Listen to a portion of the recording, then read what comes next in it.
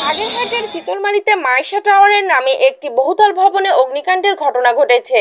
এতে এক নারীর মৃত্যু হয়েছে। সোমবার সকাল 8:30টায় চিতলমারী উপজেলার সদর বাজারের এই বহুতল ভবনে অগ্নিকাণ্ডের ঘটনা ঘটে। খবর পেয়ে ফায়ার সার্ভিস, স্থানীয় বাসিন্দা, সেনাবাহিনীর সদস্যরা অগ্নি নির্বাপন ও উদ্ধারের কাজে অংশ নেয়।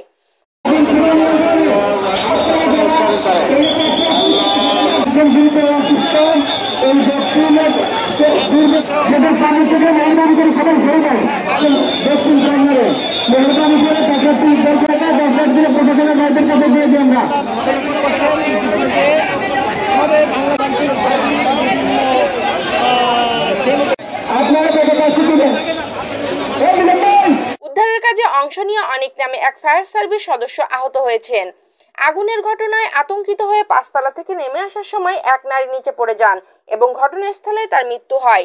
স্থানীয়রা জানান, সকাল 8:30টায় বহুতল ওই ভবনের নিচতলায় গার্মেন্টসের দোকান থেকে অগ্নিকাণ্ডের সূত্রপাত হয়।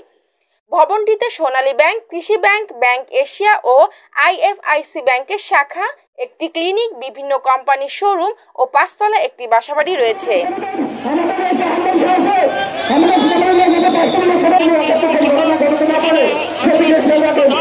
এবং ব্যাংক করার বেশ কয়েকটি ব্যাংক এখানে আছে এবং উপরে আছে ক্লিনিক। এই ক্লিনিকে অনেক রোগী আটকা পড়ে যায়। সব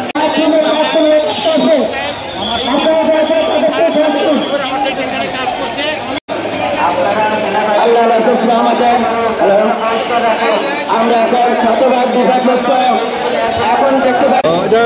এটা তো আসলে ওই মুহূর্তে কাজ করেছি আমরা আমরা আমরা বেশ কিছু উদ্ধার করেছি। এখন আমরা এটা গ্রহণ করি না।